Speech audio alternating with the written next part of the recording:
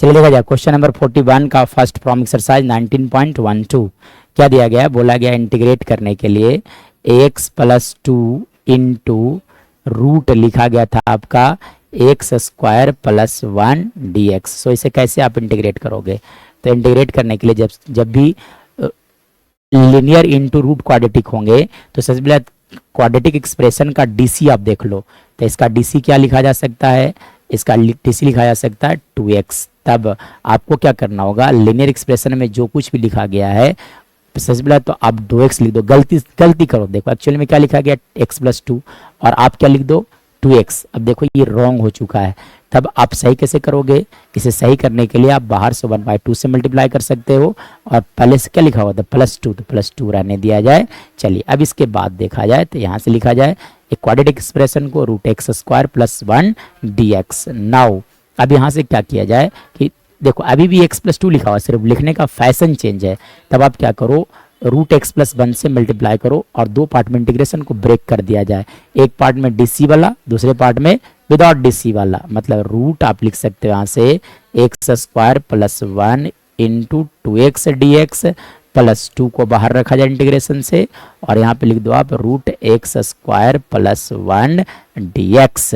Now अब इसके बाद देखा जाए तब आप क्या कर सकते हो, लिखा जा सकता है 1/2 इंटू x² + 1 का whole power 1/2 into 2x dx plus 2 into root या लिखा गया x², तो x का होल स्क्वायर प्लस आप समझ सकते हो 1 का whole square into dx। Now अब देखो तो यहाँ पे एक बहुत ही इंटीग्रेशन की अगर बात किया जाएगा तो कुछ इस तरह से इंटीग्रेशन जब भी मिलेंगे fx के power n into f' dx, तो इसका इंटीग्रेशन लिखा जाता है fx के पावर n+1/n+1। मतलब इस फंक्शन का डिफरेंशिएशन मल्टीप्लाई में होगा तब फॉर्मूला लगता है। ठीक है, ये देखो ये हो गया fx, अब बगल में हो गया इसका f'।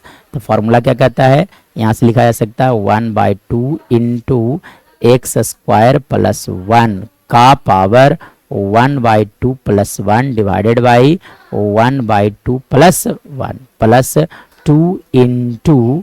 चलिए अब देखिए इस सेकंड पार्ट को कैसे आप इंटीग्रेट करोगे। तो सेकंड पार्ट को इंटीग्रेट करने के लिए सबसे बड़ा फार्मूला देखा जाए कि जब अगर मान लिया जाए कुछ इंटीग्रेशन इस तरह से मिलता है कि अगर मान लिया जाए इंटीग्रेशन ऑफ कुछ इस तरह से लिखा रहता है √x² + a², मतलब वेरिएबल का स्क्वायर प्लस कांस्टेंट का स्क्वायर dx रहेगा।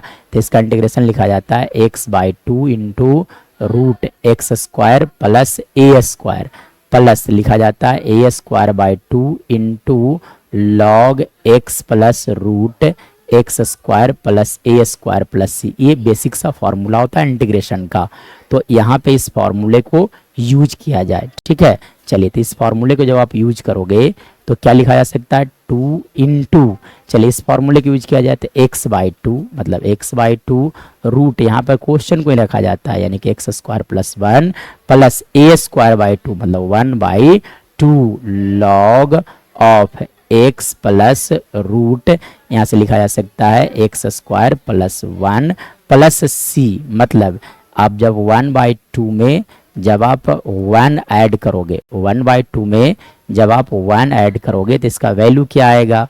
तो देखो 1/2 में जब 1 ऐड किया जाएगा तो इसका वैल्यू लिखा जाता है 3/2। इसलिए 1/2 इंटू x² + 1 का whole power 3/2 divided by 3/2 plus 2 into लिखे जा सकते हैं यहाँ से x/2 into √x² + 1 plus 1/2 into log mod x plus √x² + 1 plus c।